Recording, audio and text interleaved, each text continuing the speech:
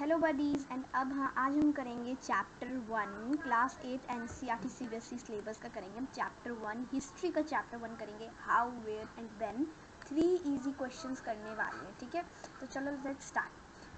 Question number 1 है what is the problem with the periodisation of Indian history that James mill offered. जो James मिल ने हमारे लिए जो 3 हिस्सों में हमारी इंडियन हिस्ट्री को बांटा था उसमें क्या ऑफर्स किए थे। James mill divided the Indian history into 3 periods. जो जेम्स मिल था उसने हमारी हिस्ट्री को 3 पीरियड्स में बांट दिया था, 3 हिस्सों में बांट दिया था। Hindu, Muslim and British. Hindu में, मुस्लिम में और ब्रिटिश में। This periodisation has its own problem. इस पीरियडाइजेशन की एक खुद की प्रॉब्लम थी। चलो अब 3 पॉइंट्स में मैंने समझेंगे। It is difficult to refer any period of Indian history as Hindu or Muslim because a variety of faiths existed in these periods. ये मुश्किल था कि हम किसी भी ऐसे पीरियड को दिखाएं, किसी भी हिस्से को हम इंडियन हिस्ट्री को दिखाएं हिंदू या फिर मुस्लिम में, क्योंकि बहुत सारे फेथ उस वक्त थे।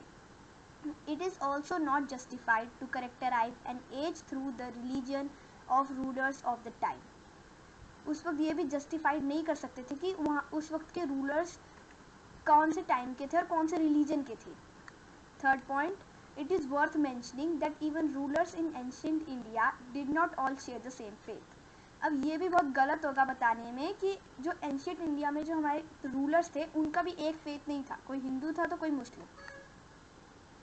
सेकेंड क्वेश्चन है why did British preserve official document. जो ब्रिटिश थे वो ऑफिशियल डॉक्यूमेंट्स क्यों रखते थे। British preserve official document because First point, any information or proof of any decision can be used from the preserved document.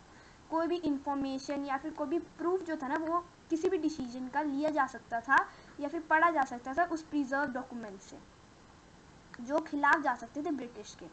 There copies में be made and used in future.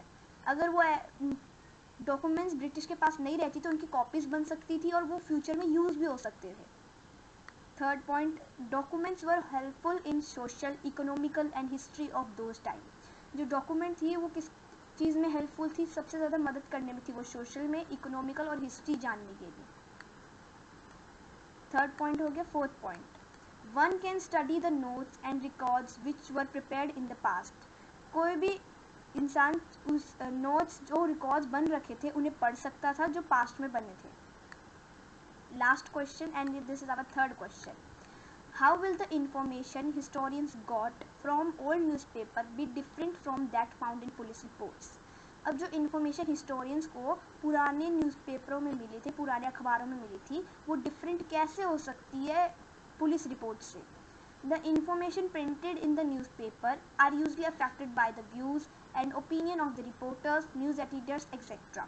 जो information print होती है newspaper में वो क्या होता है, ज़्यादातर जो व्यूज़ होते हैं और जो ओपिनियन होते हैं रिपोर्टर्स के, जो रिपोर्टर्स और न्यूज़ एडिटर्स ने बताया होता है उससे वो हमारी इन्फॉर्मेशन बनती है।